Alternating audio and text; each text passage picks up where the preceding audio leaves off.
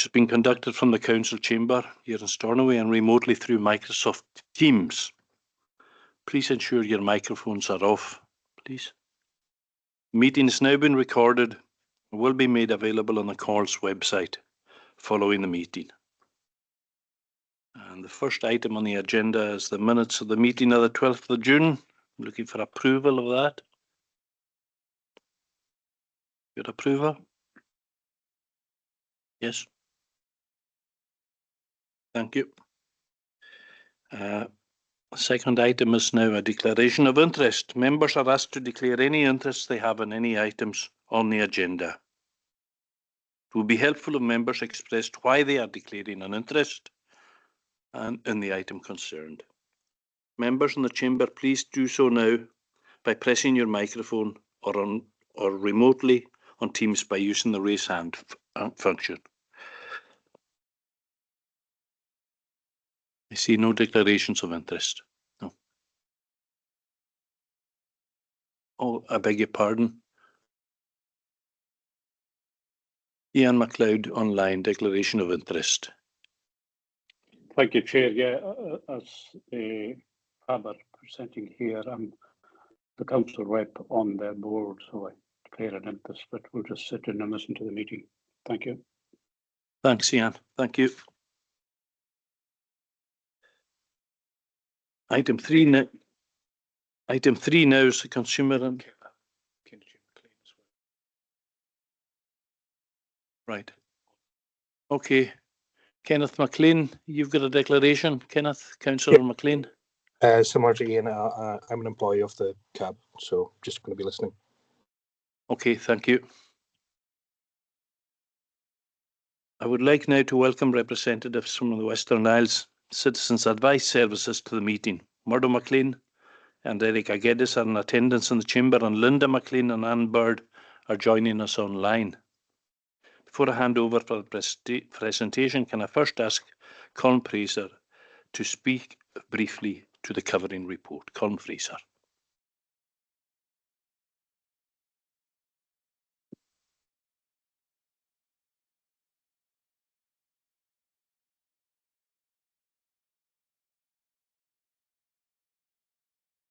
Thank you, Chair. As detailed in the report, the CORL are required to provide certain advice services, including financial and housing advice, and these have been outsourced to the Western Isles Citizens Advice Service, along with other functions.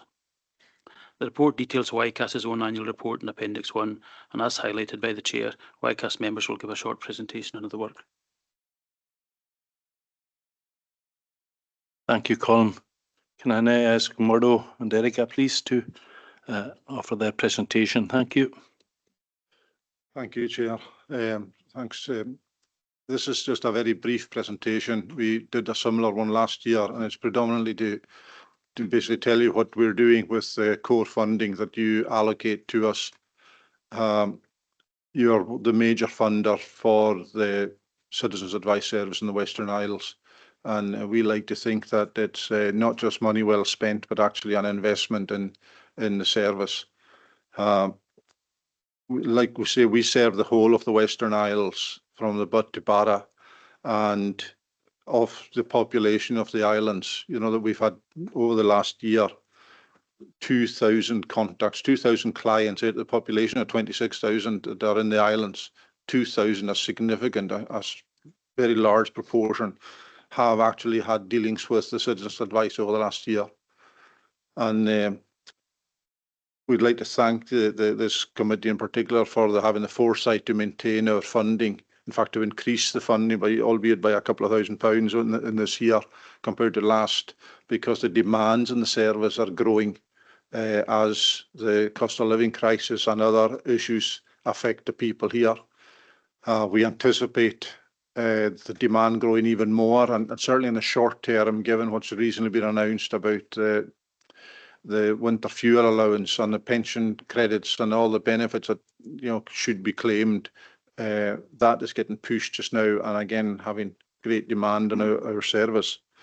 The client base that we represent as well are getting more complex. People used to come looking for a single piece of advice. We're now finding that we're given very broad range of advice, and when these clients get satisfaction from us, they then tend to come back, and they'll bring more issues, and they tend to be a bit more, like I say, complex and related to each other. And our advisors are doing a great job of pulling all that together, and we work out the capital gain, sorry, the client gain from the visits to our bureaus, but that's only what we're aware of. We know that there is significantly more, but we just can't prove it. And I think that, you know, when you look at the monies that you've invested in us, which is £232,000, the return to the community and the work that our advisors do with their clients last year came in at just over £1.25 million. So the return on that investment is significant, and that's how we look at it, as being an investment as opposed to a spend. And for the core funding that you provide us, it's money well spent. I think in anybody's argument that we're seeing that other councils didn't have the foresight to do that. Now some of the other Citizens Advice Service in the rest of the UK are struggling for funding. So the main areas of advice that we are finding we're giving is on benefits. We do benefits checks for the individuals that come and see us. Utilities and communication, utilities and debt, energy is a big issue for us as well, and that's been in the news just now. Where some of the folk we're dealing with are trying to pay off last year's winter debt, never mind looking forward to this year and seeing they're not only going to have the same, if not higher bills, but also they're not going to be eligible for the winter fuel allowance. So it's certainly going to affect our workload. Excuse me. Looking at what the other side of that is, that the service we provide is a listening ear to people, and that the issues we deal with not just deals with that particular issue, it also affects their mental health, their own well-being, and the feedback we get from individuals. Like, we don't know where we'd be if we hadn't been able to come here. And that's great to hear from our staff that they can make that difference. But there are also cases where they can't deal with it. You know, maybe they're repeat clients, and we've done everything we possibly can. And that's incredibly hard for our team to deal with when they're looking for other third sector bodies to maybe help, where we've expended everything we can on them and pointed them in every direction. But it has a huge impact on these islands about like it says there on the screen there, the actual physical and mental health of the individuals that we deal with. The feedback from our clients is really important to us, and they do time and time again come back and tell us how important it is. And we're passing that on to you, and we'd urge you to speak to your constituents and find out from them what their thoughts are, because it is overwhelmingly positive. We've got a breakdown. You asked last year about having a breakdown of the wards and the number of contacts, etc., and that's in this pack, and I believe you'll be getting access to this later. But every single part of the islands is affected, and we are also trying to go out to communities rather than waiting for people to come to the office. Or what tends to happen a lot now is that we get online inquiries and online consultations, but there are still a significant amount of people who would rather face-to-face, and we are going out into the communities, and that's been proven. We've recently done a pilot with the Urus and Golson in the Golson estate, and again that went down really well with people who wouldn't normally go to the Stornoway or the office, and they came out when the service was provided in their community, and we'd like to do a lot more of that as well. The challenges that we're facing, obviously the core funding, and we'd like to just again reiterate our thanks to you for maintaining that funding last year.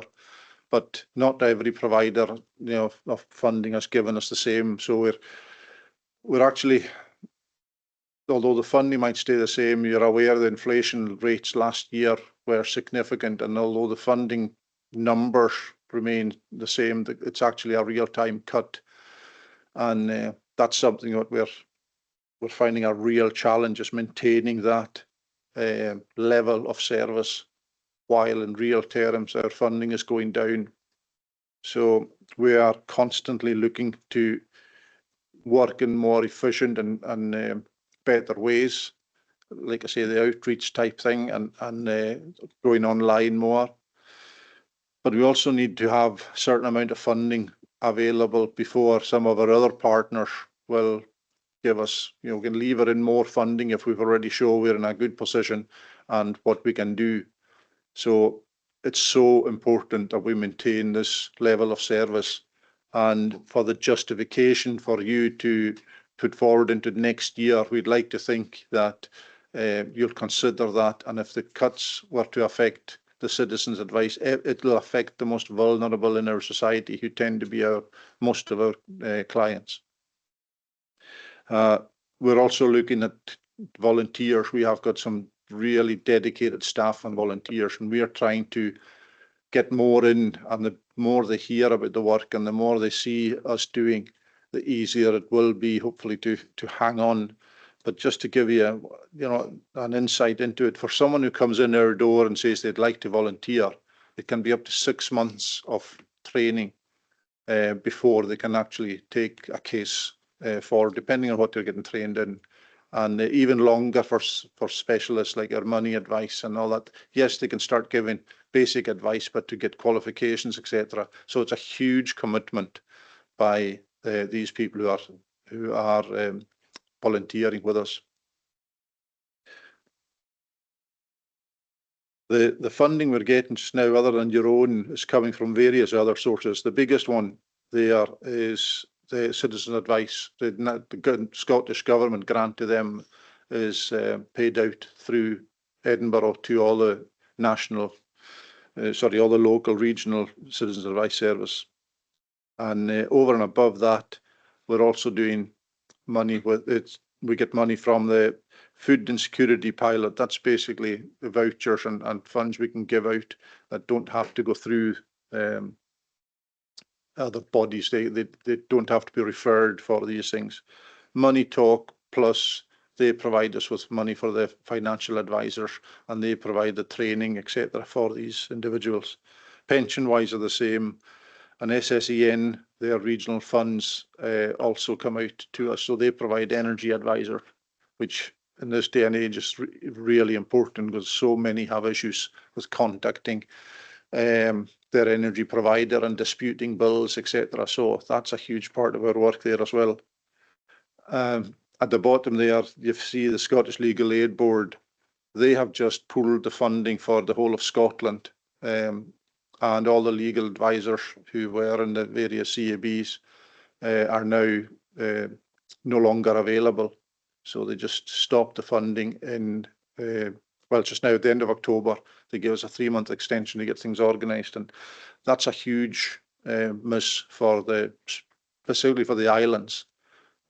We don't feel that was fair to do in a community like ours, where we don't have the same resources to fall back on as you might find on the mainland or in the cities. There was no island impact assessment done to see, and we don't have the same third sector bodies here to pick up some of the slack. So that's going to be a sore one. But we will endeavour to give the best advice possible with the rest of the service. The rest carries on as normal. But given the complexities of the law these days, and specifically crofting and other issues that only affect the islands, that's going to be a loss to the community. You'll see from the next slide there, that's what I was talking about. When you break it down into wards, one of our volunteers, our central database is still working on the old ward system. So this we've pulled together, and this will be available to members afterwards. And it'll give you an idea of whereabouts in your own wards we've had the contacts. So it is right across the board. you know, everywhere. The whole of impact is felt across the whole of the islands. So it certainly is food for thought. And I'd urge you to, like I say, speak to your constituents when you're talking to them and ask them about the service. And the support in the community is overwhelming. A lot of people don't even realise we're a charity and that the funding is not guaranteed. They think that we're just another part of the civil service, and it's sometimes a shock to them when they realise that no, we're going out cap in hand to people as well. So that's just a summary of where the monies that you give us, that you provide, where it's spent, how it's spent. And like I say, we'd urge you to just to bear that in mind when funding comes up again, and that it is not a spend, it's basically an investment. And that if you weren't spending it here, the chances are you'd be spending even more, picking up the pieces from other parts of society. So that is basically all we've got for just now, but hopefully it gives you a better insight into what we're doing with the funding you provide. Thanks, Murdo. Thank you very much. Really appreciated the work that you people are doing and the volunteers and all the staff. It's I noted somewhere that Department of Work and Pensions are obliged to provide assistance to customers filling out the forms for their additional heating allowance if they're having difficulty, because there's something like 1 million people out there who are not claiming that should be claiming. I don't know if you're aware of that number. It's on social media. I've seen it somewhere about. Yeah, there's and they're obliged to provide that service to assist people. So it's maybe worth noting. Gordon, Councillor Murray.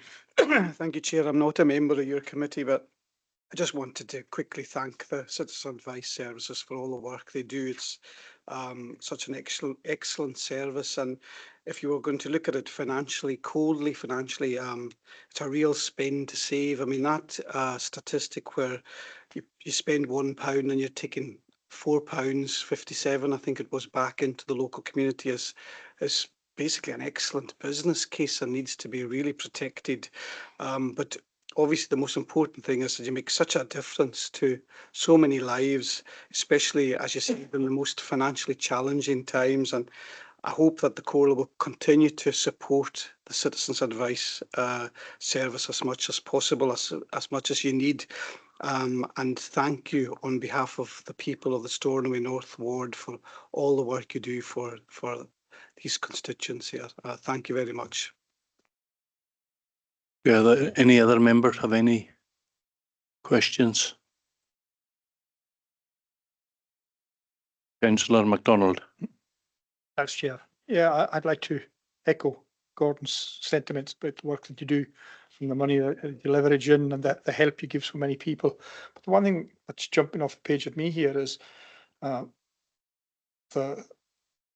given our population disparity between Lewis and the US, there's an awfully, I would say, disproportionate usage in the Southern Isles between Eust and Barra.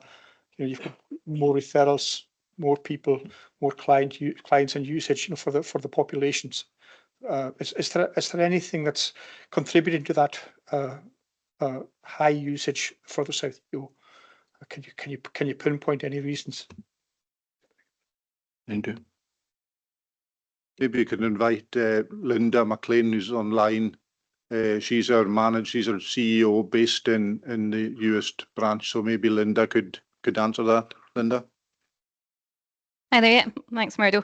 At the moment, there's no reason behind it. We are just using who clients come to us and what they need from us at the moment.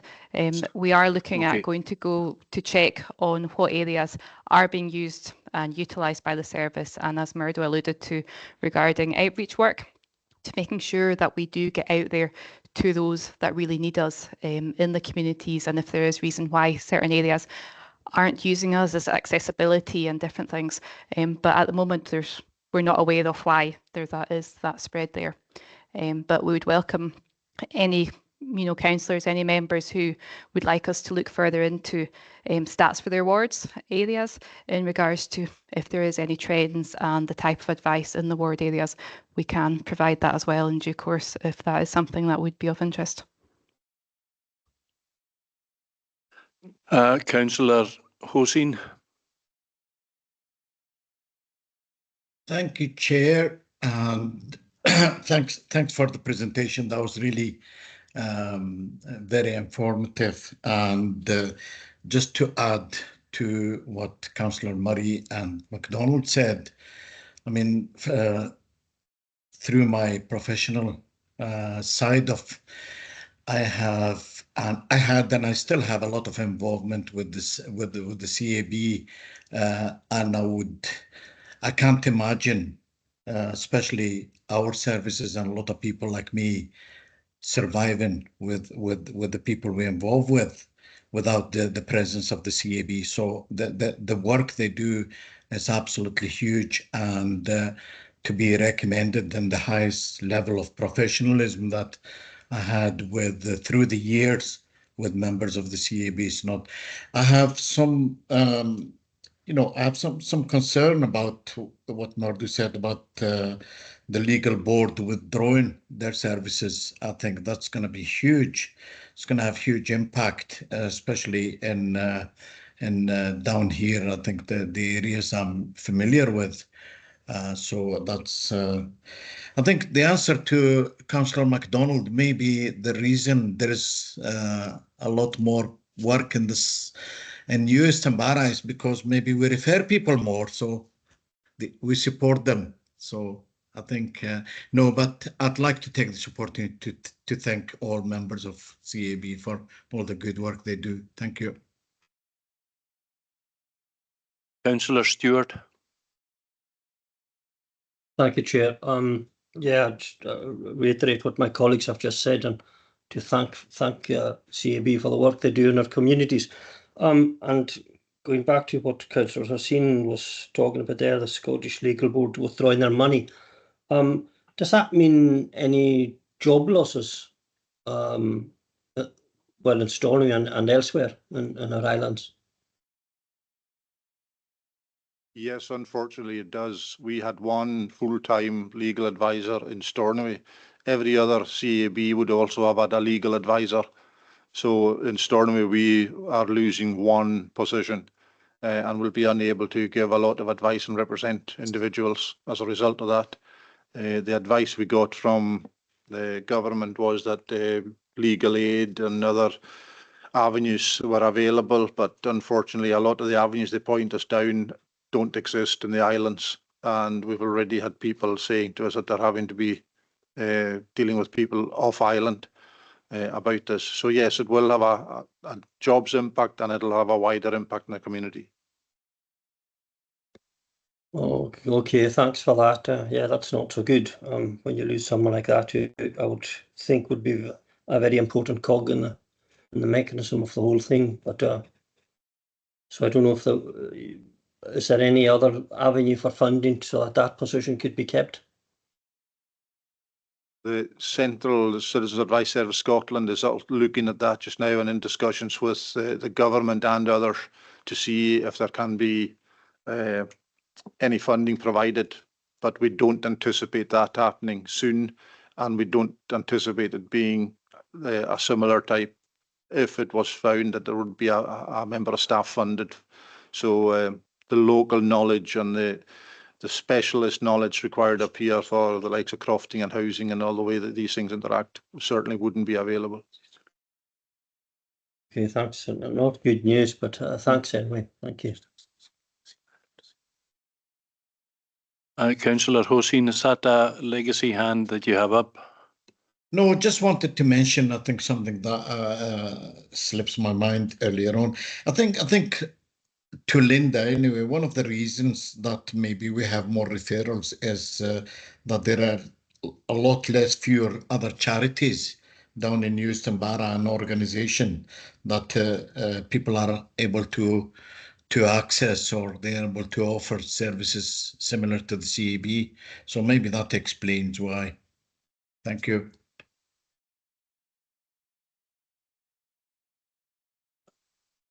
Councillor Murray, Gordon Murray. Sorry, Chair, to come back. Again, I'm not a member of your committee, but can I be so bold as to maybe suggest that this board makes representations to the government on behalf of the community? I was going to say citizens' advice, but it is on behalf of the community about the withdrawal of the legal aid monies and if there would be any other funding that could be sourced, given the fact of our island context and the island proofing.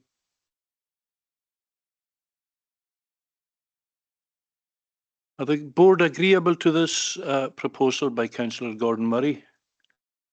Yes, yes. Okay, we will deal with that, Gordon. Thank you. Do members agree to note this presentation of by the Western Isles Citizens Advice, their annual report for 23-24? Yes. Thank you.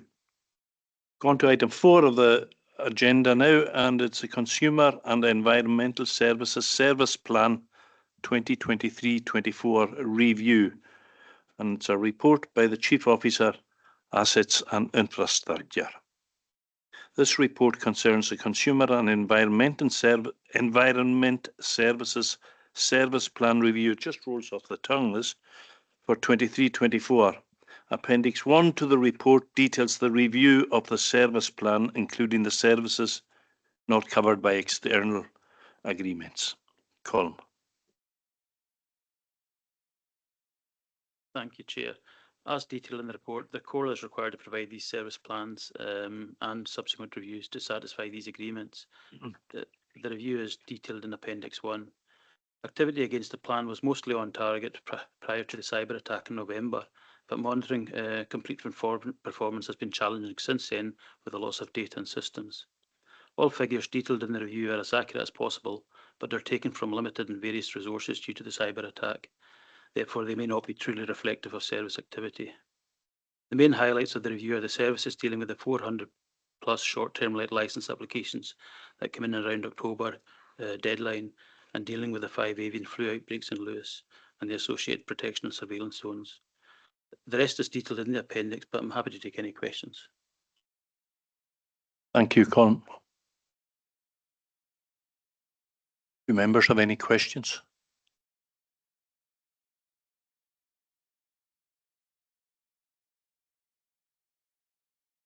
Do members agree to note the report? Yeah. Nods of approval. Item 5 on the agenda is the antisocial behaviour. The report by the Head of Children's Services and the Chief Social Work Officer. This report provides an update on the current position on the Comhairle's response to reported incidents on antisocial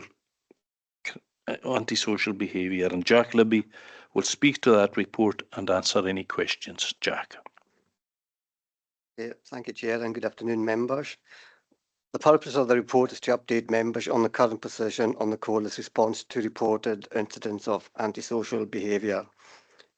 Following a number of representations to members from constituents relating to actual or alleged incidents of antisocial behaviour in Stornoway, it was decided to review the Comhairle's existing strategy and procedures. The recommendations contained in the report are under section 3, of which they ask to note the intention to have one single document which covers the Comhairle strategy. Note that there will be a revised antisocial behaviour strategy that covers both prevention and intervention. And finally, approve the interim measures as detailed in section 6.1 through to 6.4 to be put in place until such time as a revised strategy has been approved and implemented.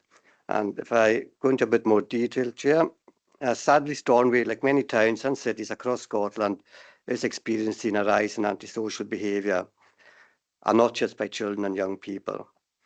Whilst it is important to have a commentary on these local challenges, it's also important to understand the reasons behind the behaviours that we're experiencing and seeing.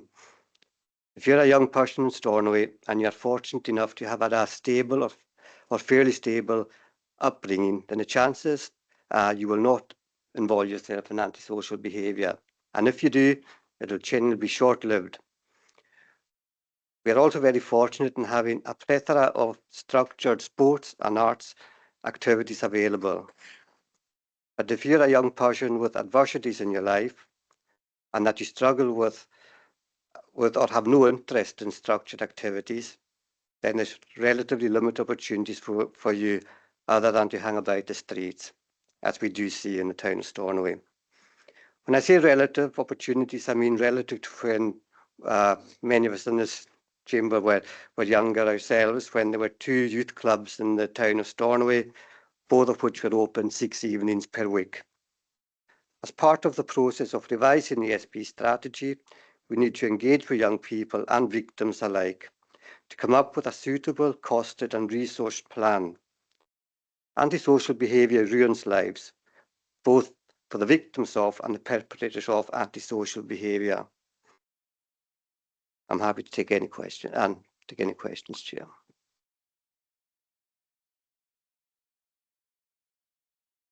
Councillor Mackenzie. Thank you, Chairman. I'm not on your committee, but I am concerned about the situation, particularly in my own ward, where, as everybody knows, we're having so many incidents. It's unbelievable. And I appreciate what Mr. Libby says about the facilities and all that. There are facilities in town, and I also appreciate that some kids just are not interested in organised games or whatever. But the point is, everybody knows right from wrong, and I'm quite sure most people would agree with that. I've been told that there's less incidents reported. I don't know if that's a fact or not, but there's certainly more trouble taking place. And it appears that nothing can be done in terms of the people who are, and it's a very small group, and we keep saying 95% or 98% or 99% of the kids are great. And I agree entirely with that.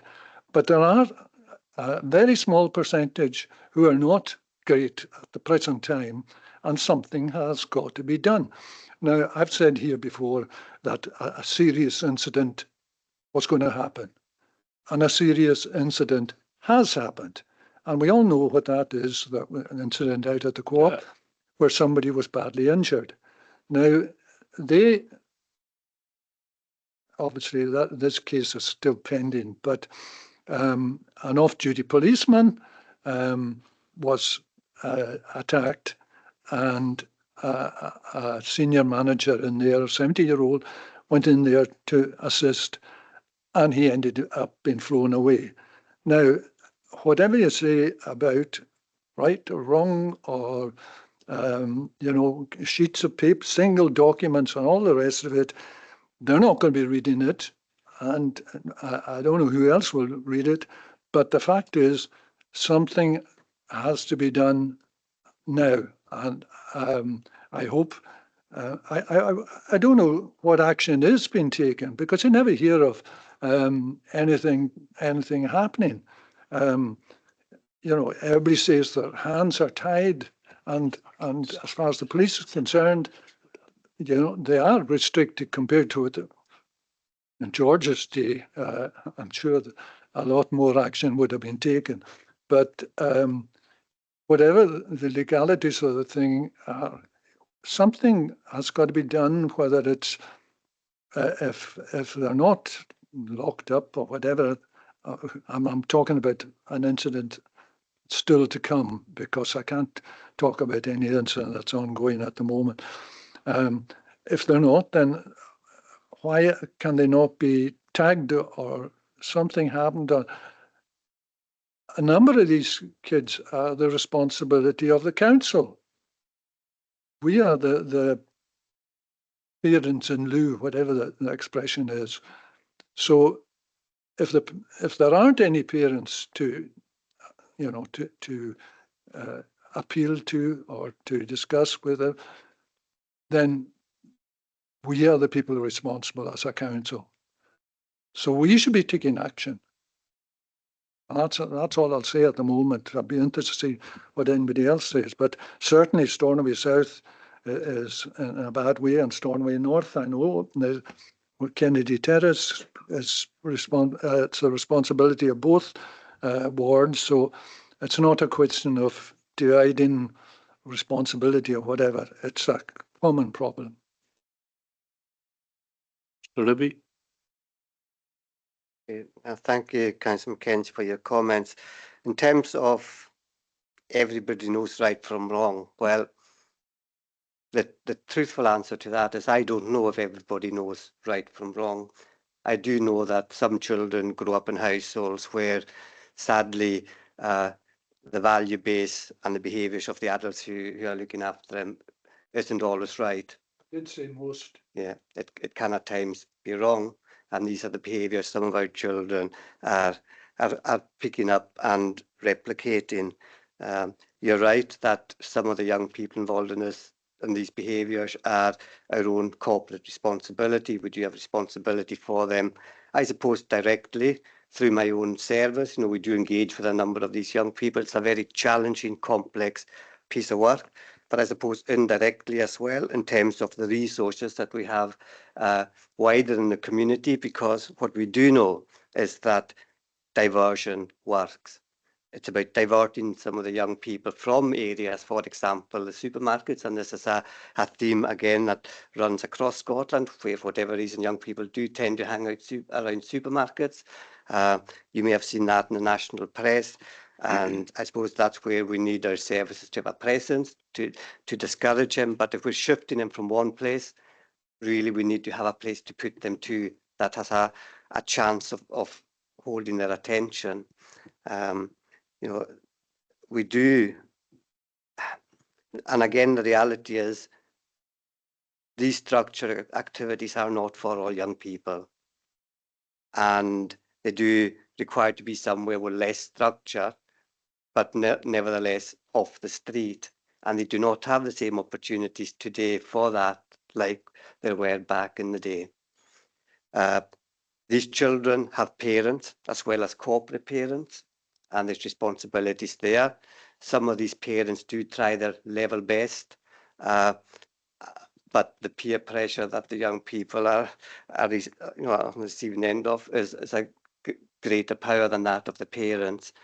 We see examples of that. We also see some parents, and you know, I'm very pleased with the efforts that have taken over the recent year or two in terms of informing ourselves and the public about trauma, about the impact trauma has on people's lives and people's ability to parent. And some of the parents we're talking about here themselves have very challenging upbringings, and we do need to try and break this intergenerational challenge that we have. But it does require a strategy. A strategy is the roadmap that will, to some extent, get us out of where we are. And we need to listen to the young people in terms of what is likely to be effective. You know, we will never prevent every incident of antisocial behaviour. That will never happen. We've had antisocial behaviour in my childhood, in your childhood, Councillor McKenzie, and the next generation. It's about keeping that to a minimum. And, you know, previously we did have 2 community wardens funded as part of an antisocial behaviour strategy. They no longer exist as a result of efficiency savings. We had an antisocial behaviour coordinator. That post was deleted as part of efficiency savings. I have 1 youth justice post within my own service that's ring-fenced fixed-term funding that expires at the end of this financial year. So there's a risk of that resource expiring. So in a sense, when you look at it, when you look at the bigger picture, sadly, some of this makes sense. We can't keep removing things and expect there to be no consequences to that. Thank you, Chair. Councillor McKenzie?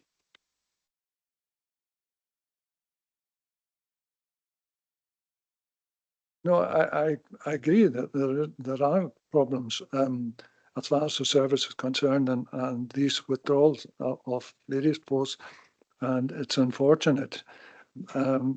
But I'm not convinced that, you know, we're getting anywhere.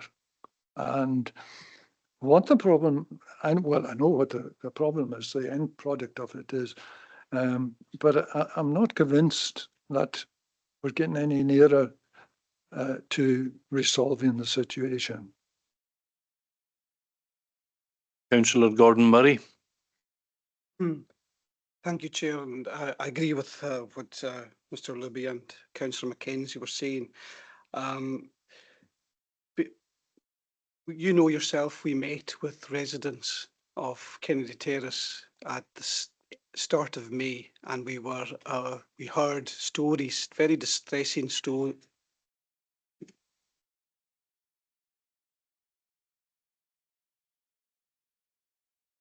We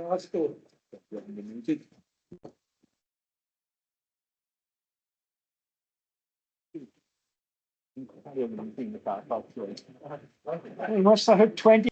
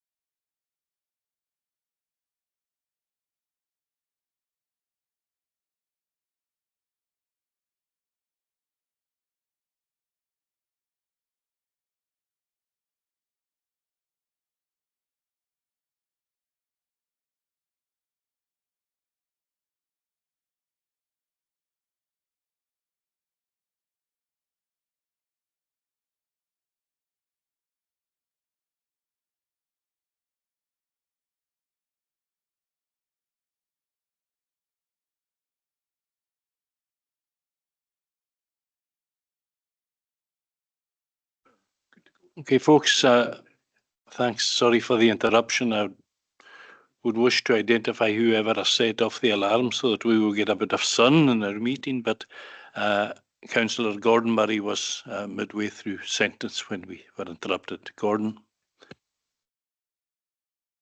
Thank you, Chair. Just trying to get my train of thought back. Yeah, so basically we had met with residents of mainly Kennedy Terrace, myself, yourself, Chair, and a number of councillors from Stornoway North and Stornoway South. And we were told of some horrendous stories of abuse in the street, swearing, spitting at people, which has seemed to have gone on and been built on to the instance that Councillor Mackenzie has mentioned in this meeting. And when we finished the meeting in the Bridge Centre, we had a discussion ourselves that obviously shocked by what we had been told, that I think we had agreed that trying to get an antisocial behaviour strategy was probably the best way forward. And when I checked on the remit or the functions of the Community Safety Board, one of the functions of our board is the implementation of the CORLA's duties under the Antisocial Behaviour, etc. Scotland Act and any related legislation. So it's given us guidance on setting up a strategy. Now, this board has been on the go for over 2 years, so we should have really had this in place in 2022. And you said yourself in one of the responses or the exchanges we had that the matter of CORLA antisocial behaviour strategy is an important act. Now, I think we asked for it in early May, and we were told that the matter would be considered on the 12th of June, and there was no sign of it. And I was told, well, we were told on the 6th of June that the monitoring officer was looking at the antisocial behaviour strategy. So my question would be, why are we still not got it in place? And why is it in November 2024 when work will be it'll be starting on the strategy? Now, I just wanted to say that And I keep banging on about an antisocial behaviour strategy, but I really strongly believe that it'll address some of the problems that we've got in terms of engagement. For example, an extract from the guidance from the government about the anti-social behaviour strategy. Each local authority and the Chief Constable shall, acting jointly, prepare a strategy for dealing with antisocial behaviour in the authority's area, and each local authority shall publish the strategy so that everyone knows what is going on, what are we doing, addresses some of the comments that nothing's been done.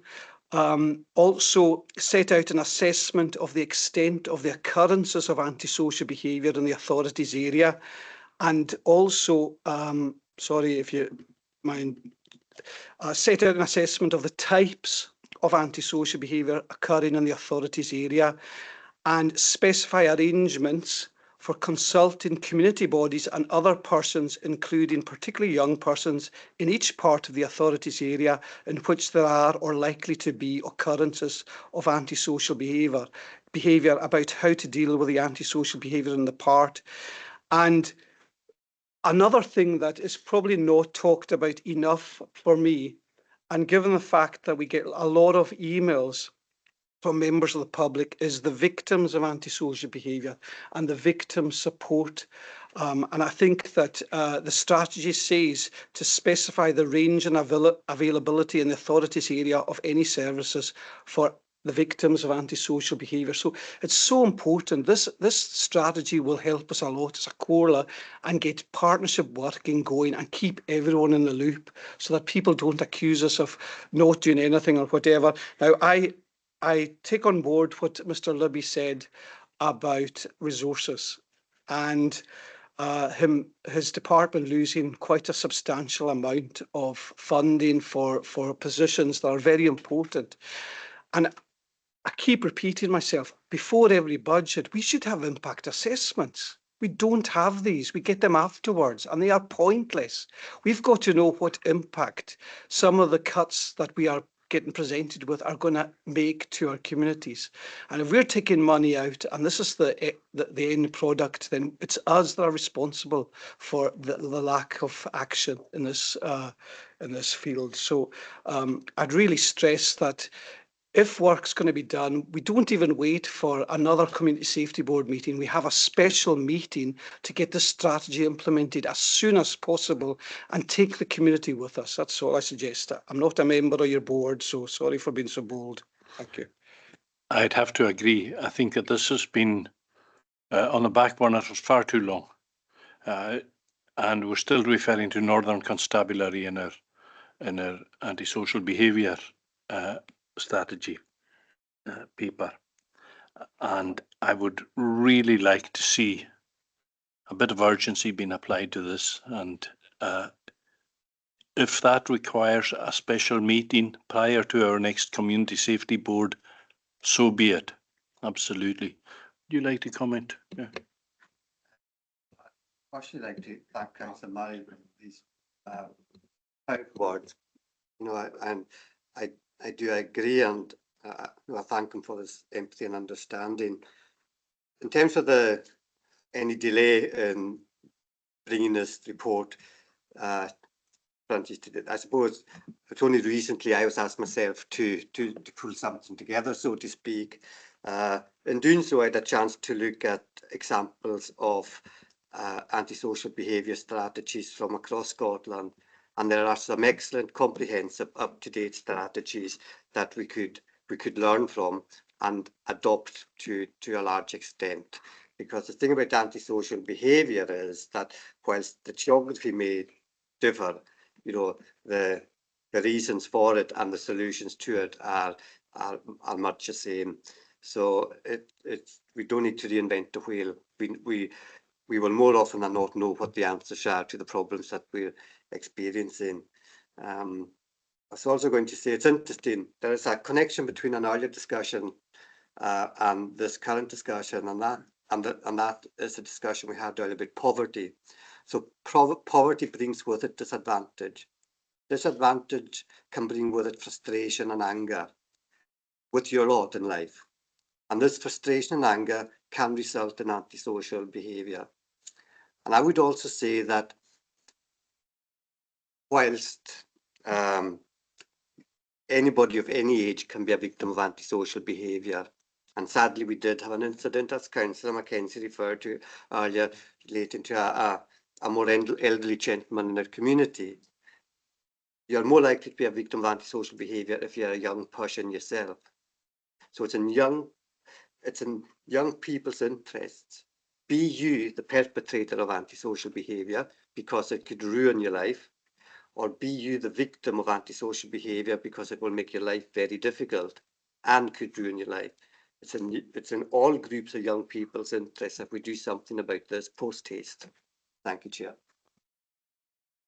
Thank you, Mr. Libby. Are there any other questions from members? Councillor Murray, Francis Murray. There's too many Murrays in this room. Here, here.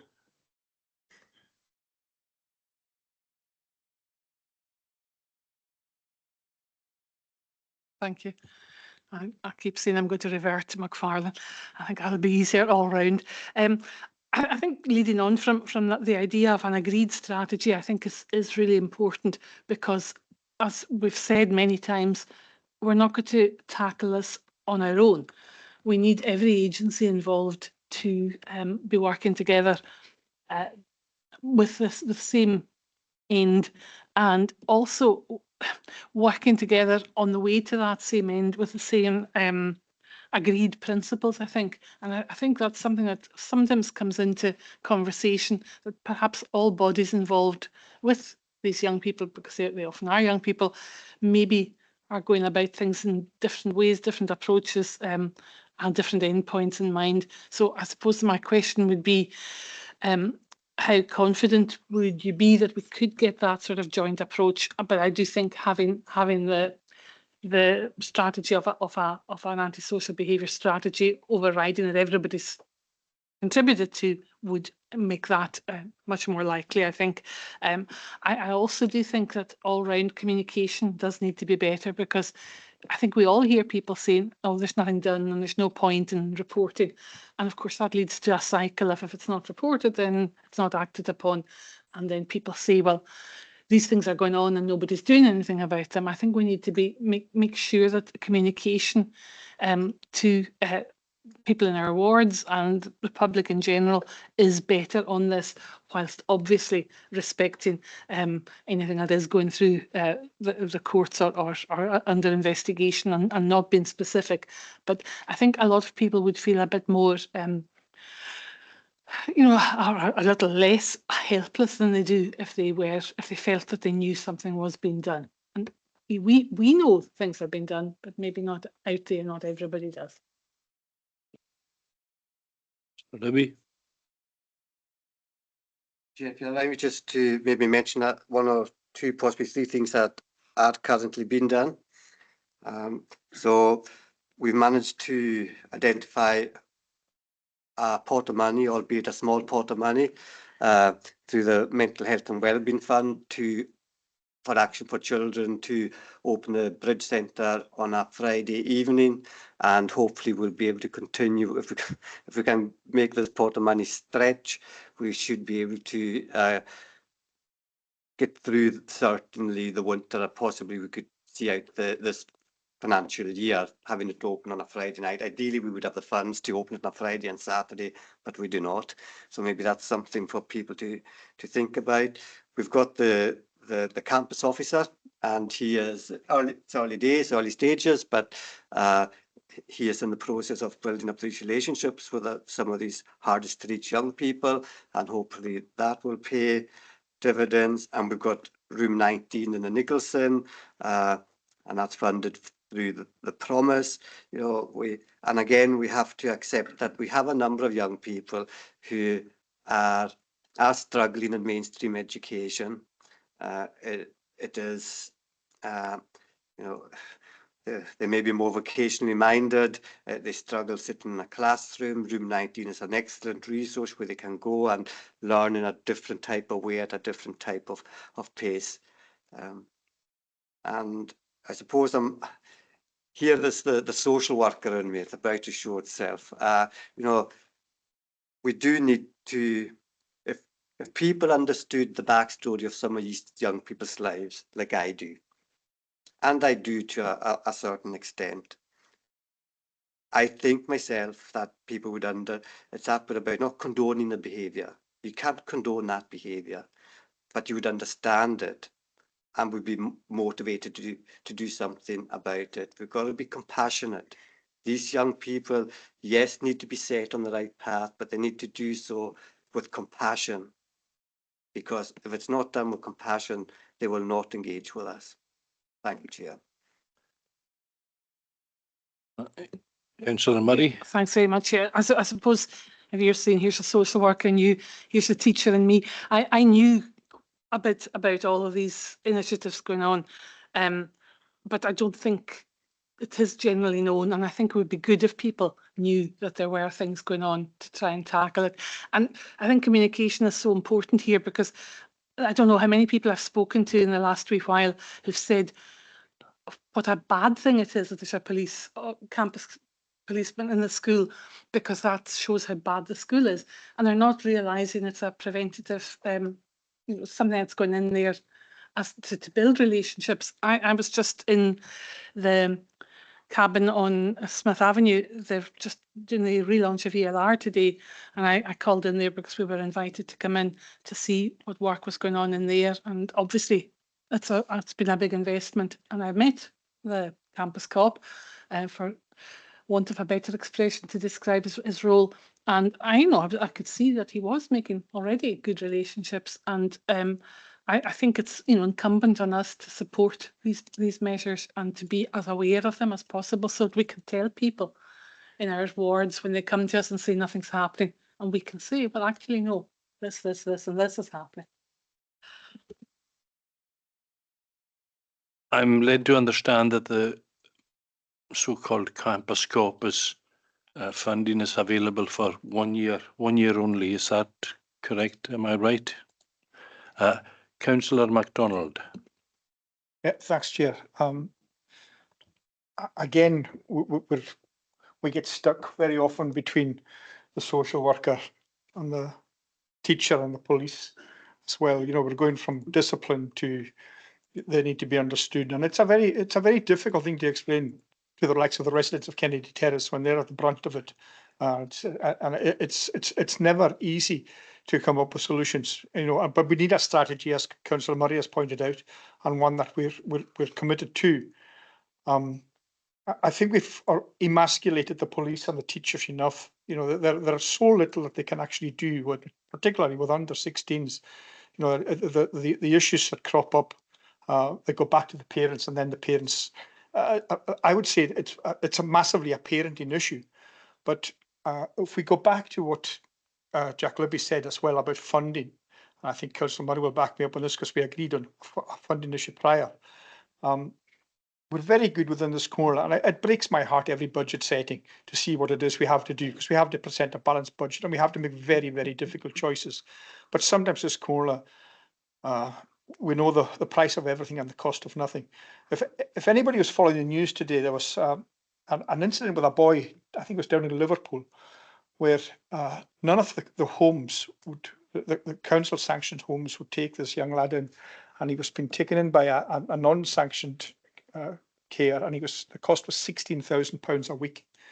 So if we were to lose some of our youngsters just now to have to go to mainland placements because of the lack of provision we've had the lack of foresight here to provide, we've been umpteen times at umpteen committees in here where we've seen the cost of a mainland placement, and it can destroy the budget of this corner if we were to have 2 or 3 or 4.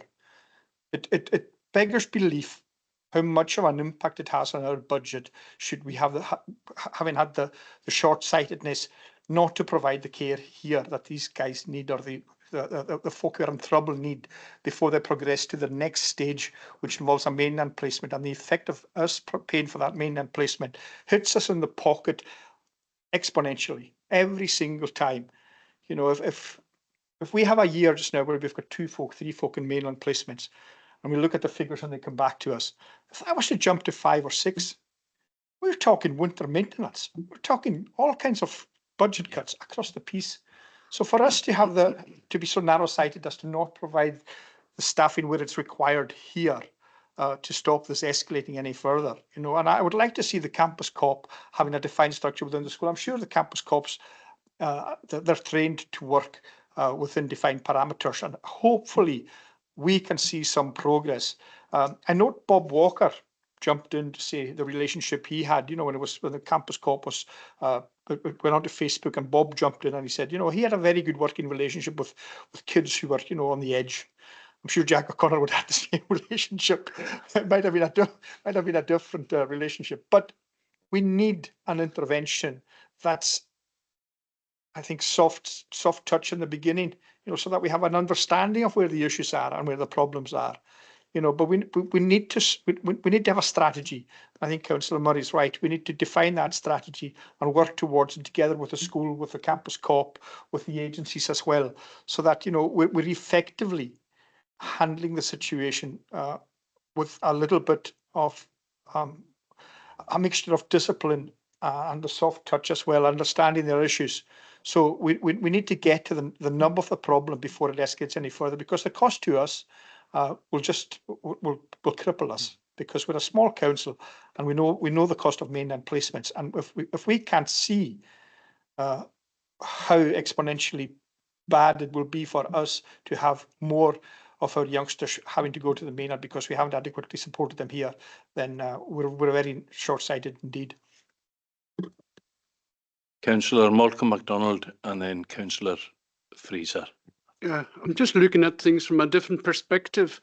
I've heard of strategies, I've heard about funding, but going back to where we started at this Community Safety Board, volunteering. Community volunteering has fallen off dramatically. At one time, there was well over 30 youth clubs in the island. Now there's about 5. The Air Training Corps has folded. All the other bodies. I'm involved with a youth organisation where I think the youngest helper is over 60, and some of them are nearly as old as me. But there's not a lot of young people going to help in the community, and I'm sure Jack will be aware of that. And if we do get volunteers don't cost anything, and it helps the youngsters. The community has to open its eyes and get involved and help the youngsters, because the youth of today are the community of tomorrow. And if they want to have a better place for the future, invest now in volunteering.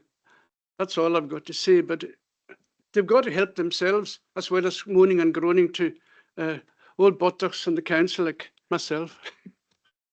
Thanks, Malcolm. Yes, I was certainly a beneficiary of good people who volunteered their time and abilities to help us when we were young, and it was great.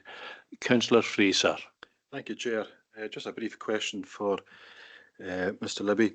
With regards to having an effective antisocial behaviour policy, is it in your view beneficial for a robust policy and it being focused on prevention as opposed to enforcement?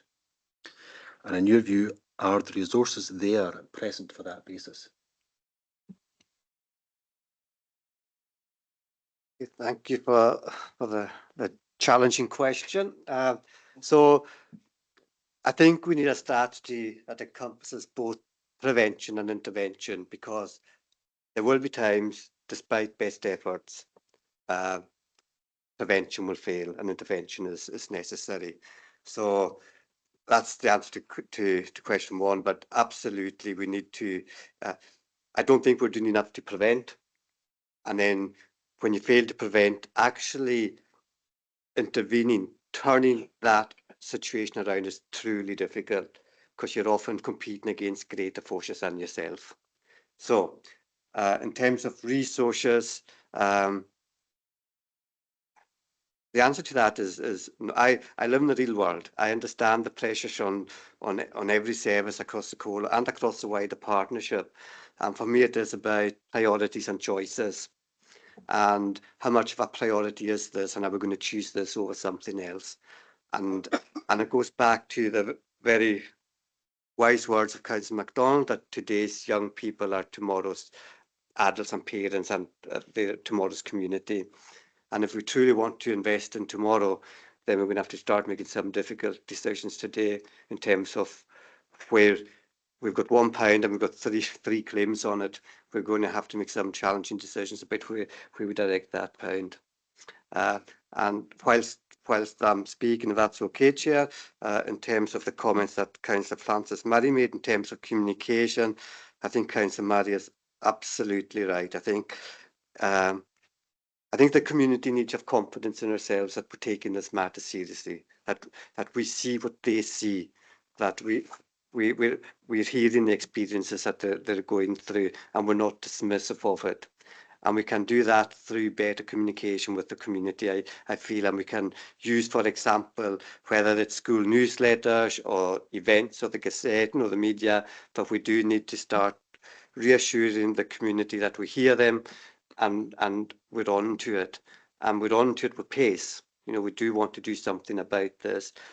And when young people do behave in an antisocial manner, which they will do despite their best efforts, that again, we will have systems in place that can respond to that in a way that we're unable to at the moment, because the resources are challenged. That's the reality. Thank you, Chair. Councillor Ray Mackenzie. Thanks, Chairman. I should have mentioned that the Bayhead Community Association, they had a meeting on Monday, and there was a sum of money put aside for Stornoway South for the Bayhead Association to do something with the kids. Now, unfortunately, it's a pity I hadn't brought it with me, but the intention is to, first of all, to consult with the young people themselves, not with the adults, but with the young people, to see what they want, if required, etc. And following that, it would be hoped that they could supply, I don't know who actually, I've seen the sort of layout, initial layout anyway,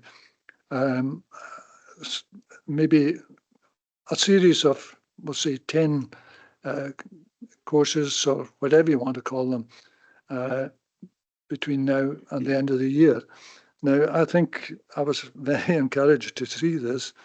As I say, it was an early draft that was presented on Monday night to the Bayhead Community Association. Judging, I think, what they'll basically use up that amount of money if it goes ahead, and if everything, they have to print and get it out to each of the houses and so on. But I think it was a very worthwhile project and covered a lot of what people had said, Norman and Jack and others. And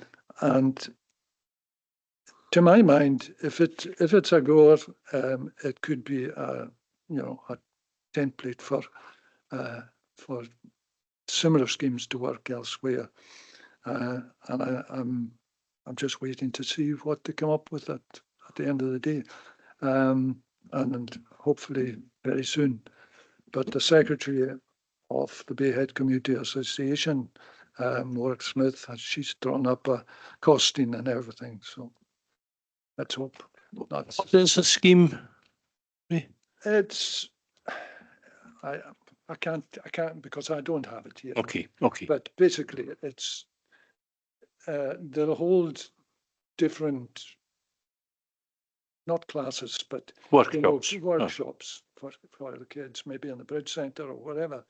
And yeah, no doubt there'll be more information coming forward, and it could be of use elsewhere. Thank you, Councillor Mackenzie. Are there any more questions from the Chamber? Councillor Norrie MacDonald. Actually, let me in again. I couldn't agree with Morecambe more about volunteering.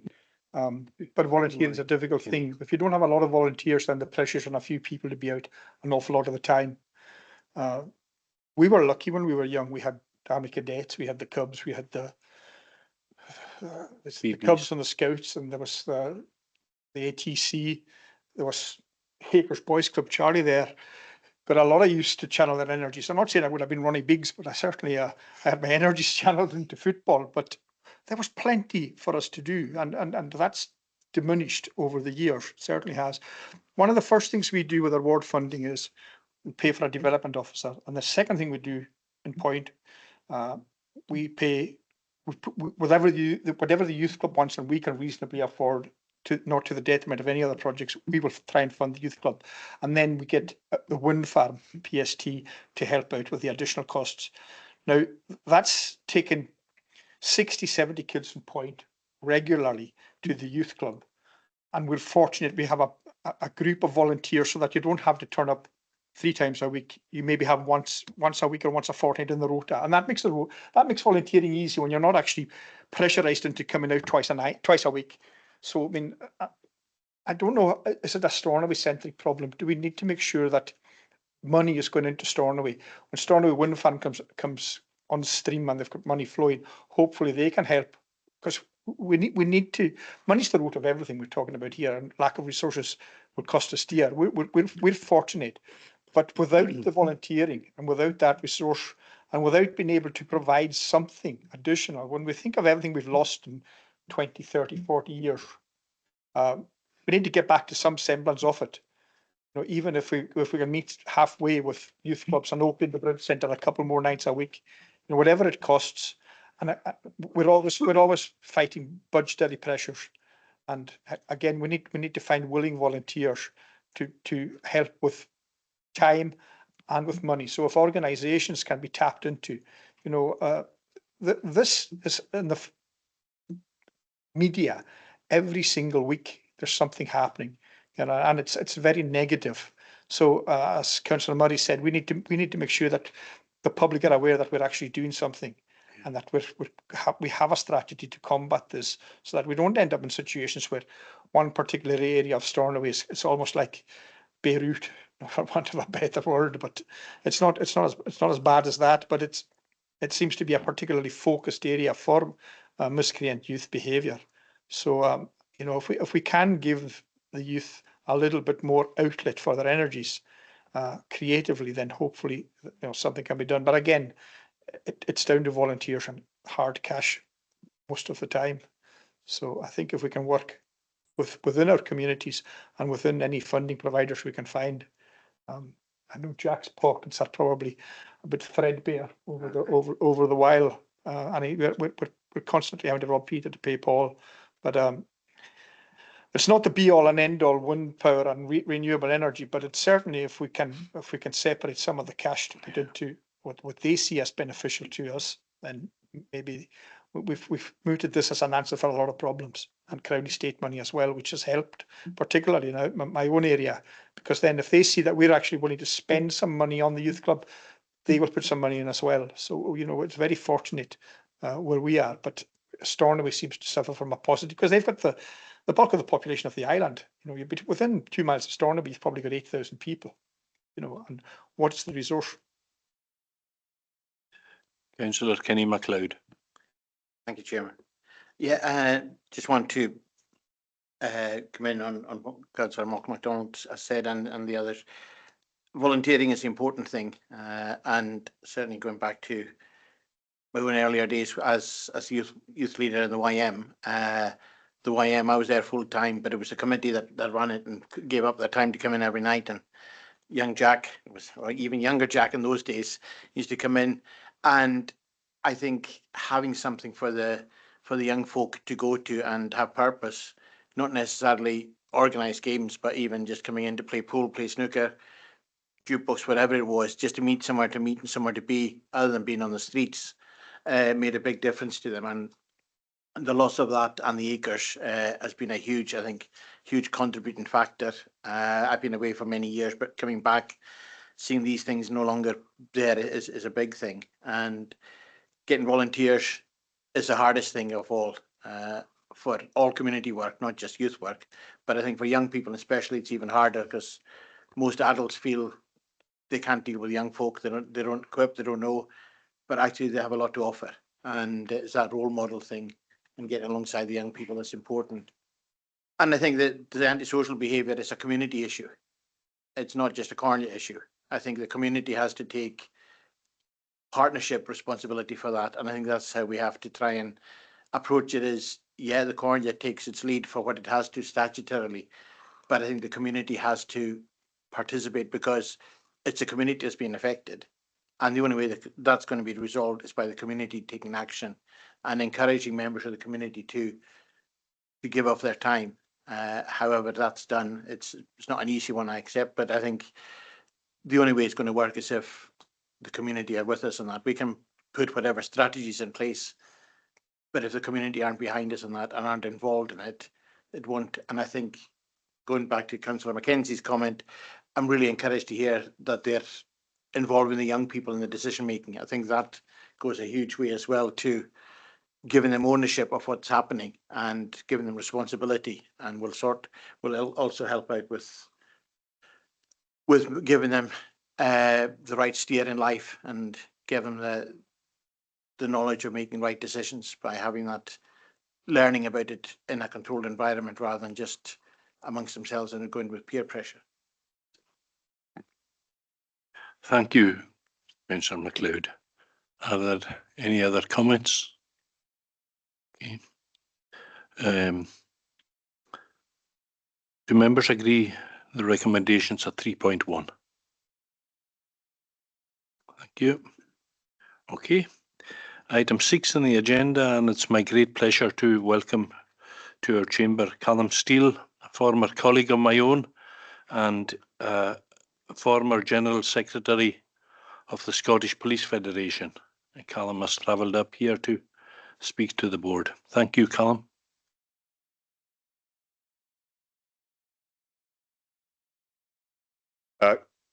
Thank you, Chairman. And thank you for the invitation to come to speak to this committee. I've had the privilege of addressing lots of august bodies and organisations over the years, and this is my first time in this chamber here, and it certainly ranks with the best of them. Some of you will know who I am. I imagine I've got a face for radio and a voice for television, probably is the best way to describe me. And I occasionally write for the Herald newspaper. But I'm a son of South Uist. I was 30 years in the police service, or actually 30 years and a day in the police service, and 15 years of which were in the Scottish Police Federation. I also ran and oversaw a European body and an international body, which latterly represented nearly 2 million police officers across the world. And actually, George Lewis Murray, your chairman, was one of the very first people to elect me into any position. So I probably owe a lot to him and those that had the probably the wisdom to put me forward. But in my time in and working across the police services, the biggest change that I've seen take place anywhere has been the creation of the Police Service of Scotland. And whilst I fundamentally believe that that was the right decision at the right time, given where the country was with austerity, the global financial crisis that had taken place in 2008, and was projecting a whole load of cuts to come down the pipe, with the projections at that time for many billions of pounds being taken out of the Scottish economy alone.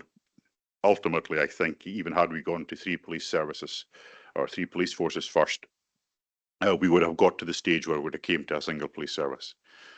Scotland is not unique in having a single police service. There are many countries, bigger and smaller, that have a single police service, and they work perfectly well. That being said, I want to talk to you today about police governance, police oversight, and in particular, why I think this is now the time for organisations and committees like yours to start to look at trying to change what is there just now, because fundamentally I don't believe it works. When I was stationed in Harris, there were police stations all over Lewis and Harris.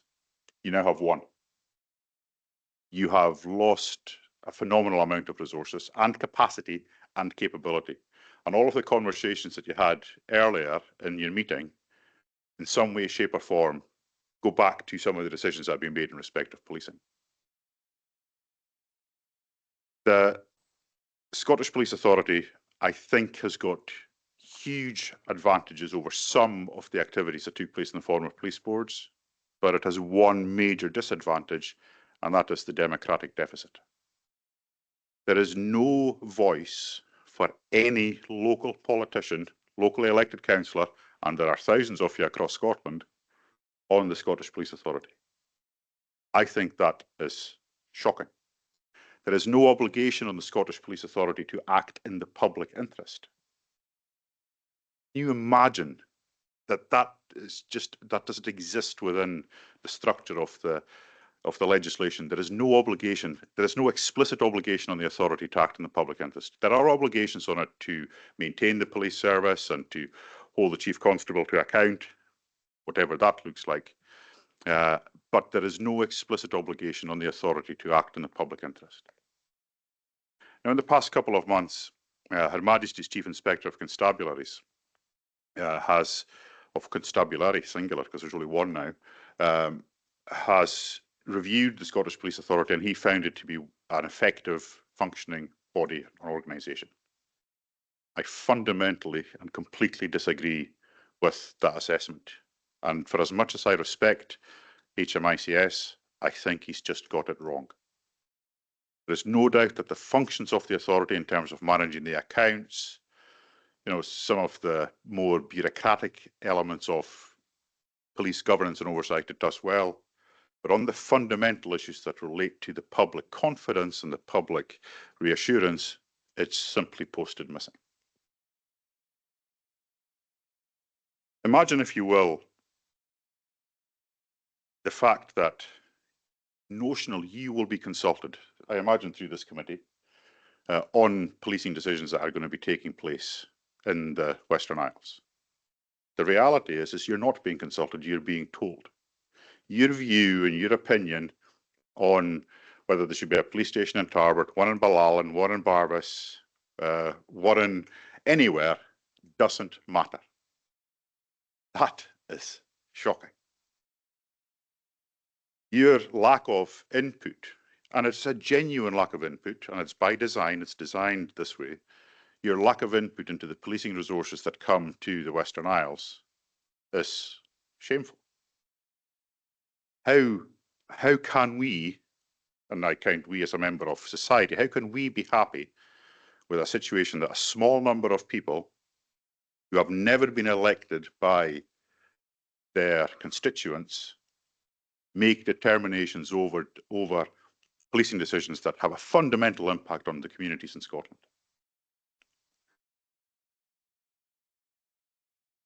If there was a local policing voice, or sorry, a local elected voice in whatever future scrutiny arrangements exist, and they may or they may not change, I don't believe that there would have been an agreement to spend £2 million refurbishing a police station that was built 10 years ago at the time of the Commonwealth Games.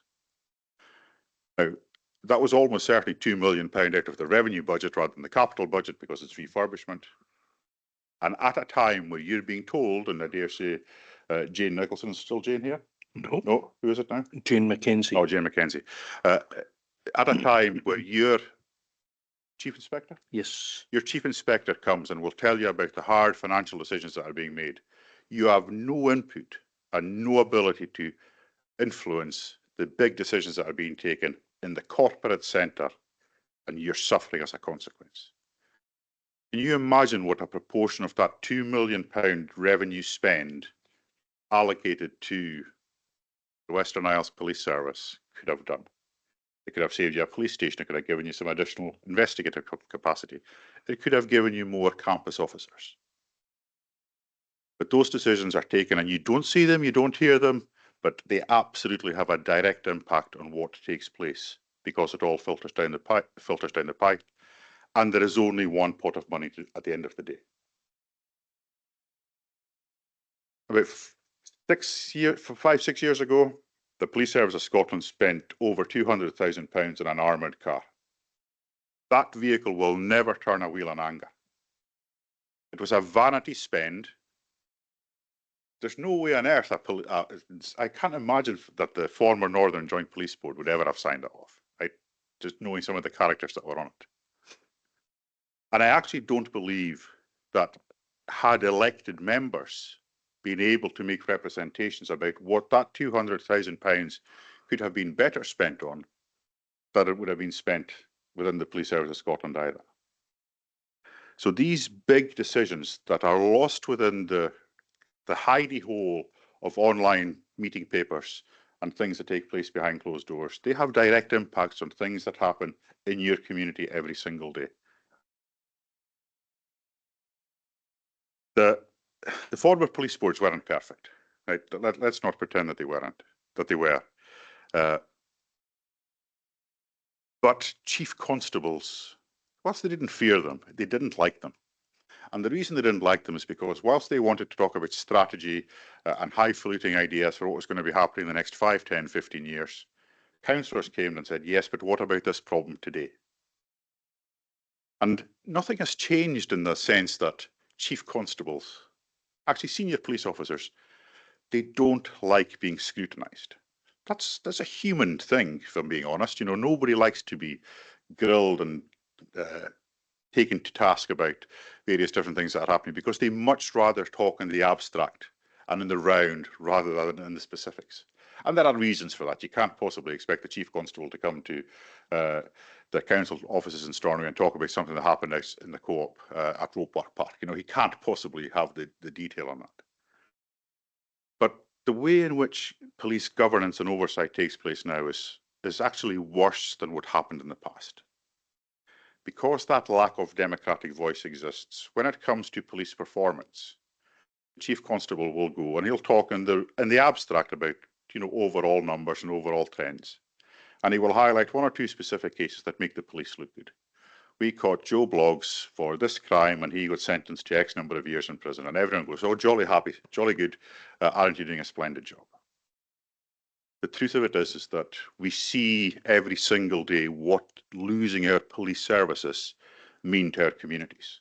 And they have impacts not just in terms of law and order, which are obvious. They have impacts in the wider socioeconomic aspects too, because when you lose your police stations, you lose police officer family, that feeds the school usually, brings in additional skills, and you suffer because you don't get the refreshing, experienced police officers that are learning different skills in different places in the way that you used to. Most of the police officers that are sent to hard to police areas or hard to recruit areas have very little police service. Not in all cases, but they have very little police service. That means, and George will confirm that this is the case, that means that the knowledge and learning that you get just by being around old heads is not there to the same extent. And your police service is de-skilled incrementally over the years to the point where, and I think it's probably got to this stage already, where you no longer have a police service in the round, you have a police emergency service dealing with emergencies.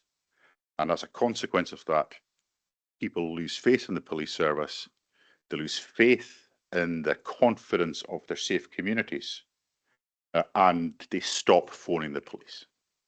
And that's why, and I listened to some of the difficult contributions that were made today, that's why you're hearing from your constituents about their frustrations, because they don't bother phoning the police anymore. Because A, they either can't get through, or B, if they do get through eventually, they know that no one's going to come. That does not make for cohesive communities. So, we're definitely looking at a Scottish election in 2026. Possibly one sooner, some depending on what happens with the budget. I think the budget will probably pass, the Scottish Government budget will pass, not least because even if they have an election in 2025, they'll have to have one in 2026 regardless. But we're far enough away from the 2026 elections, almost 20 months or so, that I think now is the time for boards like yours across Scotland to say enough is enough. To say to prospective parliamentary candidates, to say to political parties, look, we've tried this, We've tried this model of governance, and yes, you can either accept or not my views on this, and you can take the view that there is some professionalism that has come into the police authority, which is good, but the democratic deficit needs to be addressed. What that looks like, I don't know. You certainly can't have boards of 31 different representatives grilling a chief constable. I think it becomes too cumbersome and doesn't work. But you are elected. Every single one of you in this room is elected, and you're elected to do a job. I am a fervent believer in the independence of the role of the chief constable, but I don't think that makes a chief constable God. The chief constable is fallible. Chief constable often gets it wrong, and the chief constable needs to be told, I firmly believe needs to be told, what the limits of their operational independence is and how far it goes. Because lots of the things that you are told are happening in a policing sense, I firmly believe are not operationally independent decisions that the chief constable should always have carte blanche over. They are much more fundamental to the sustenance and the maintenance of communities, and that just doesn't happen. So if I was making recommendations to any councillor, I would say this is the time to organise. Organise as if you were a union. Organise as if you were a federation. Speak to like-minded colleagues in other community safety boards or whatever name they have been given in other local authorities to try to improve the situation. The most obvious place to start, I would suggest, is all of those that cover local authorities with large rural and island populations. Because rural and island policing just now is being completely hollowed out purely as a financial accounting exercise. The tactics have always been the same: undermine, underfund, undervalue, and then you lose them.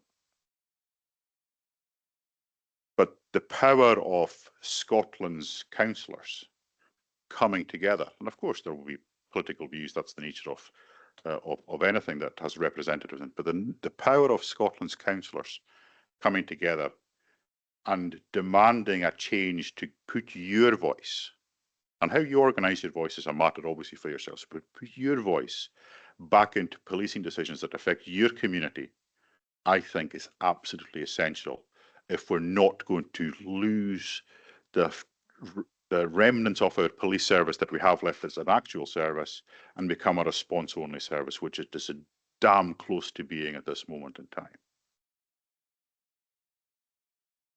Decisions about whether there should be police officers in a time, date and place are a matter for the chief constable. But chief constables now cite too many reasons to not tell you things that have happened in order for you to be able to assess. I have no doubt that when you get your local police commander to come and speak to you, that they will speak to you in the same way they speak to every other police committee, and they'll say, I'm telling you things that I shouldn't really tell you, but this is the truth. That's not scrutiny. That's you being patted on the head. Make you think that you're getting inside information that you're not deserving. But chief constables, the police service is regularly asked for a breakdown of the number of officers that have been or policed in an area over a period of time. And they always come back and say, we can't give you that because it'll undermine the operational effectiveness of the service and may give an advantage to criminals. I think that is nonsense. The reason they don't want to tell you is because the answer is precious few for very little time, because they're all in the big towns and in the big cities dealing with a fire brigade policing service. But why should you, as ward representatives, not know? You don't have to know yesterday, but why do you not know in 3 months ago how many police hours were dedicated to policing your community? Why should every council ward in Scotland not have that information? It doesn't undermine the fight against crime. In many ways, it arms you with the information to make a case as to why more police resources, if that's required, should be dedicated to something. I suppose Barra's probably the easiest one because you just count the number of police officers that are there. They can't go anywhere. They're either there or they're not. But every ward should be able to get that information. You should know how many hours, either on foot, which are probably 0 now, or in a vehicle were dedicated to policing in your area. Lots of other police services across lots of other parts of the world give that information for nothing. But because of the breakdown in the scrutiny, and because there's no pressure, because the authority doesn't get the pressure from elected people wanting to know that information to satisfy their constituents, it's battered away under the claim of some kind of operational independence and vulnerability for policing that denies even the most meagre of information to you to be able to make some decisions. So I genuinely think, at the risk of repeating myself, which George knows I'm prone to, that this is genuinely as rich a time as you're ever going to find. Just look at the political makeup of what's happening in Scotland just now. There are tensions in every particular direction. Nobody really knows who's likely to prevail at the next election. It's too far away in any event. But trying to get elected councillors on side, go to something that everybody knows and understands. Everybody knows and understands the importance of policing. They might not like it, but they know and they understand it. Police service notionally asks you, what are your priorities? Now, I've not lived in the Western Isles for 30 years. In fact, that's not true. When I was in Tarbert, I lived in the Western Isles. But that was, in fact, that was nearly 30 years ago as well, 25 years. It is 30. But I've not lived in the Western Isles for 25 years. But I'm back and forth often enough to still have, I think, a handle on it. And I know what your policing priorities are. You've talked about them today. There'll be sheep on the roads, there'll be speeding cars, antisocial behaviour, driving, drugs, right? The usual kind of stuff. It's not rocket science. But when the police service presents you its menu for you to choose from, it's asking you whether you think terrorism is important. Now, of course it's important. I'm not sure it's entirely the burning issue that's should be taking up much of your time, but as a consequence of the way in which your responses are manipulated, the service diverts resources away from your priorities to deal with its own. So organise. My plea is to organise. This shambolic situation where local voices are, it's not that they're not heard, they have no opportunity to be heard, has to come to an end. There needs to be an examination as to how far the operational independence of the Chief Constable goes. Ironically, and it's completely coincidentally, just last week, the equivalent of HMICS in Scotland and England, because they also cover the Fire and Rescue Service, published a report, and I would commend you look for it and read it. And it talks about the fact that Chief Constables, and whilst their situation for governance is different, police and crime commissioners, that neither of them really understand where the barriers and the boundaries of operational independence fall, that there needs to be some kind of attention turned to it. I think that in that environment, the opportunity for you to do that is ripe, and you should do it now. Thank you, Chairman. Alan, thanks. Very enlightening, very interesting. I've had the benefit of hearing you many times. Thank you very much for taking the time to come up, and I hope the next time you come up, you take the weather with you as well. Thanks very much. Okay, item 7 on the agenda, folks, is reports outstanding, performance monitoring, and there are no reports outstanding. So I would bring this meeting to, I beg your pardon, we want to speak, Gordon, sorry. Never mind, I'll catch him later. I'll catch him. Yeah, I'm quite happy if you wish to ask, Mr. Steele. Yes, my apologies.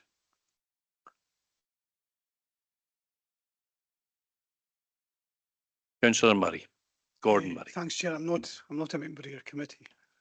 Thank you very much, Mr. Steele. There was quite a lot in that, actually, and it's quite shocking that a public organisation doesn't have the public scrutiny on spend.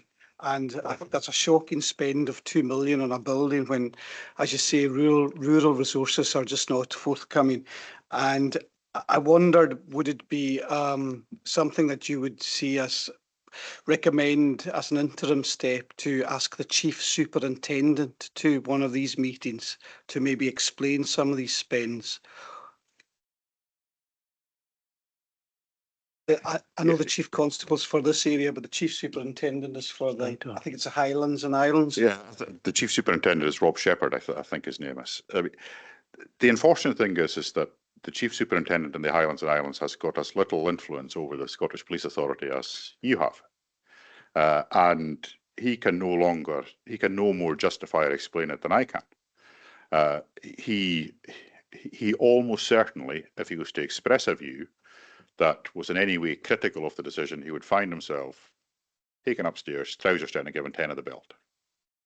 Metaphorically, obviously. I think the last time that happened in reality, I think it might have been the Deputy Chief Constable from Harris who might have done that. But there's a real disempowerment in what local commanders can do. I was fortunate enough to be in Scandinavia on a number of occasions, and they have single police services. One of the single most impressive things that I saw in Scandinavia, and it was actually, I think I'm going to say Sweden because I believe it was Sweden, is that the local council, and they have lots of local councils, the local council help appoint the local commander. They suggest candidates to the Chief Constable, they interview the candidates and they make a recommendation. Can you imagine what that would mean for genuine police accountability and oversight?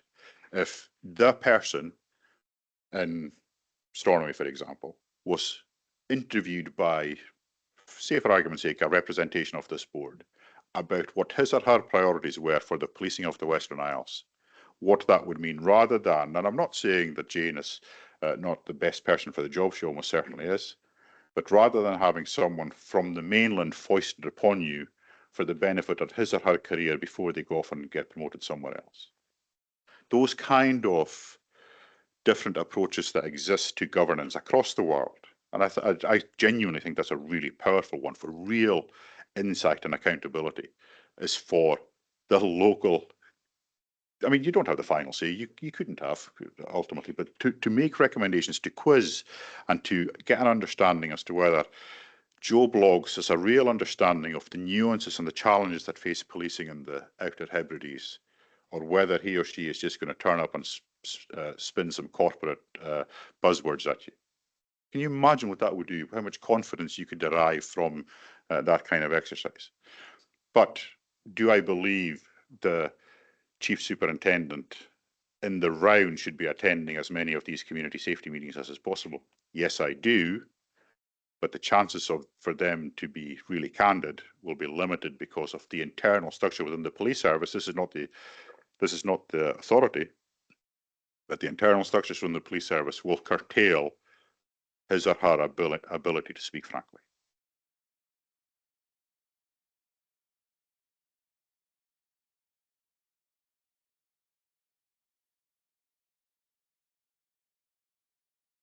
Thank you very much, Mr. Steele, for that. I just wanted to be bold again, if then going from what Mr. Steele has suggested, that you, Chair, and the Vice Chair meet with rural counterparts and the equivalent committees in the Highlands and Islands to discuss, areas of interest and along the lines of what's been implied here. I'd strongly suggest that, but I'm not a member of your board.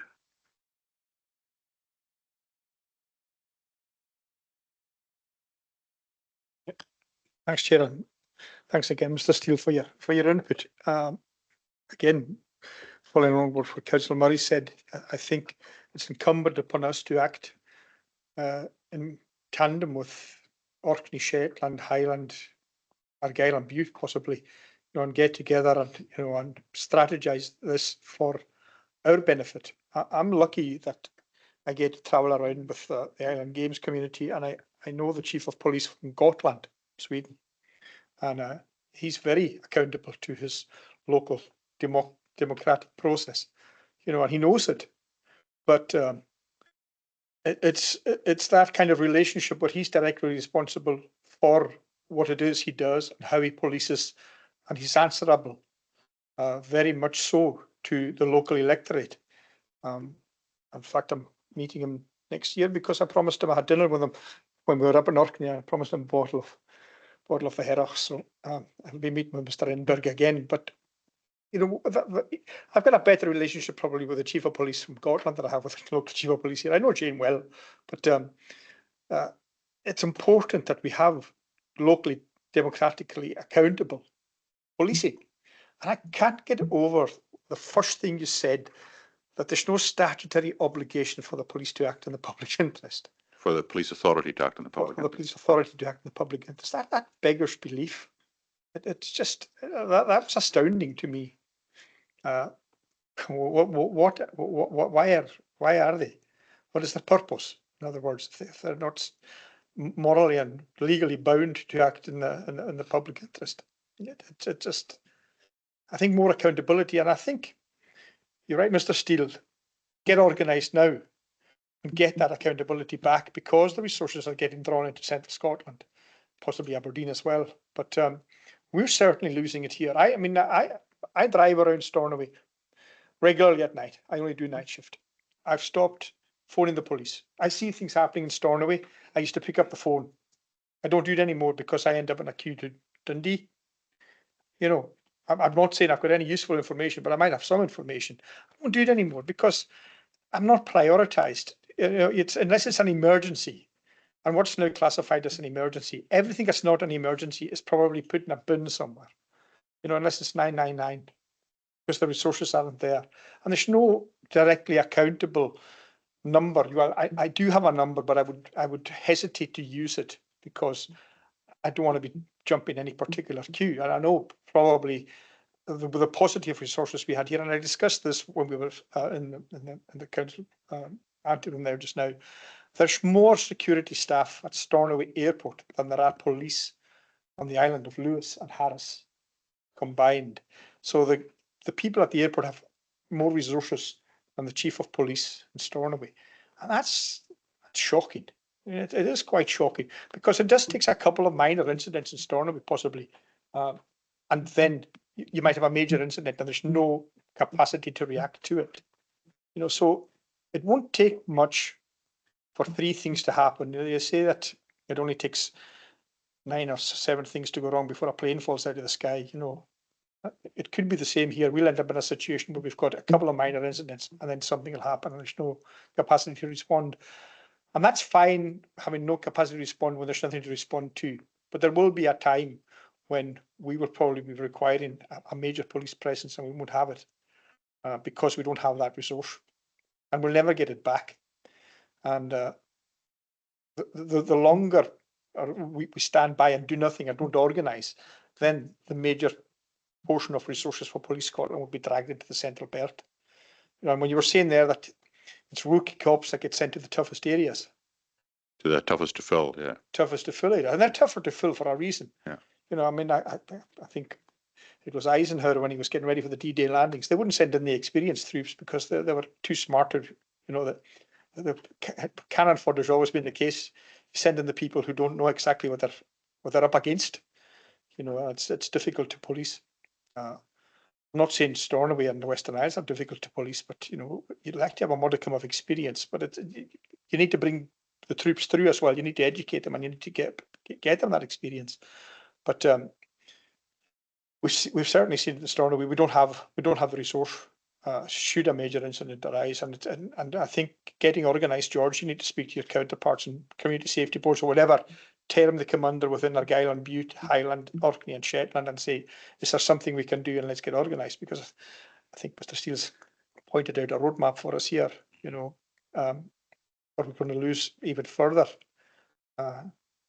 voice in our own policing, which I hesitate to say we don't have anyway, but we need to put a foot in there and do something about it. So back yet. Thanks, Councillor MacDonald. Yeah, that's noted, and I'll be writing to colleagues in other areas. Councillor Kenny MacLeod. Yeah, thank you, Chairman, and thank you, Mr.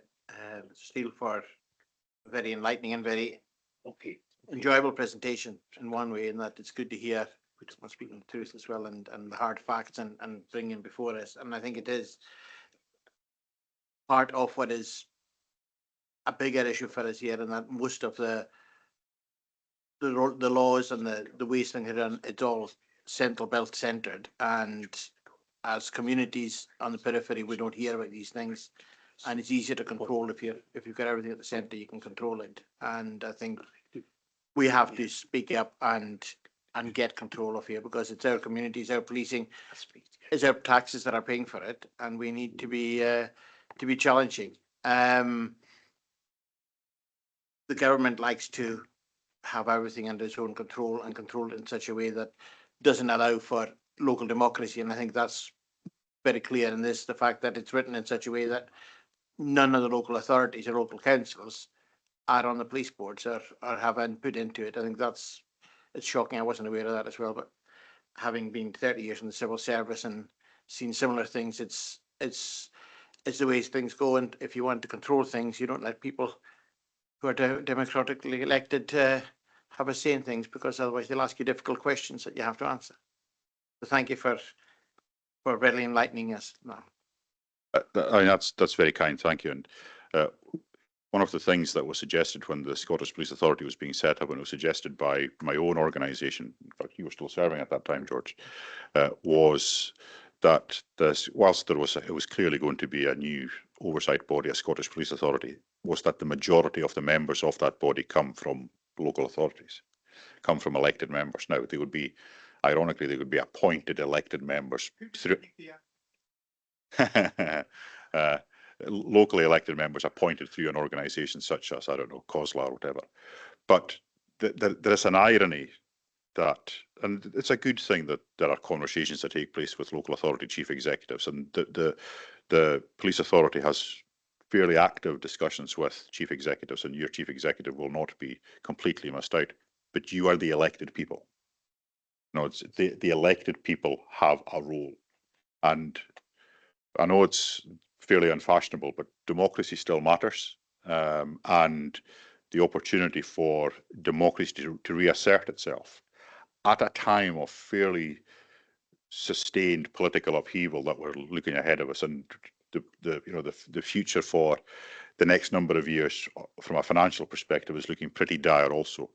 You need to have a voice in the room. I firmly believe you need to have a voice in the room. I mean, just one other thing. Yep. Just in the past week, and the figures are a couple of years old or 18 months old, it was revealed that over 2 million calls to the police went unanswered. Now, they're able to track that because the software allows it. 2 million over 2 years, about 45,000 a month, were not answered. Now, the police service says that figure is misrepresented because in reality someone would have picked option 1 to go to custody, option 2 for lost property, or they'd have sent an email. Now, I know that response has just been pulled out of thin air to try to say that 2 million is not as bad as it seems. They don't know where they've gone. But those frustrations, it's bad. It's 45,000 a month, not, giving up. They're on the phone for however long and they just hang up. Now, some of them will be going somewhere else. But you live and breathe in your community. You live and breathe with your community's experience. You know what their frustrations are. The notion that antisocial behaviour is on the decline and that crime is falling is, whilst presentationally a good thing to be able to say, nobody wants to be overplaying the significance of crime. But you know that the experience of people that you represent are different. So if you do not have the ability to get hold of the police in the first place, then that's very obviously going to drive your crime statistics down, because they're not going to be reporting crime. And a lot of things that are, but this is just a slight tangent to your earlier discussion, a lot of things that are badged as antisocial behaviour aren't just antisocial, they're actually criminal. But it just doesn't get picked up.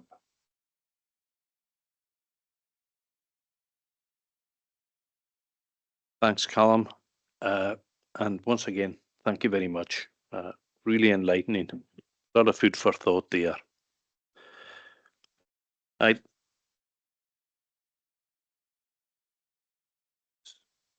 Yeah, please.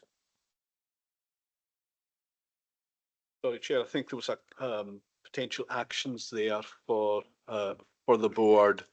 It was in relation to the absence, the issues around the absence of elected members within the oversight and governance of both Police Scotland and the Scottish Police Authority, I think it was suggested that Chair engage with equivalent Police Scrutiny Board members across the Highlands and Islands in relation to that, and also a potential suggestion that there's a recommendation to the Comhairle that the leader raises these issues through COSLA as well, through local authorities, through COSLA. Please. Yeah. We got agreement to that? Yeah. Sorry, Chair, there was a suggestion made about you writing on behalf of the Citizens' Advice with regards to the legal aid situation. Yes, that's right. Well, that was a previous item. We could note of that. The Chair asked for agreement for that course of item, action of the item. So. Okay, folks. There are no reports outstanding, so we'll draw this meeting to a close. And could I ask you to note that the next scheduled meeting of the committee will be on the 20th of November, 2024. Unless we have an urgent meeting prior to that.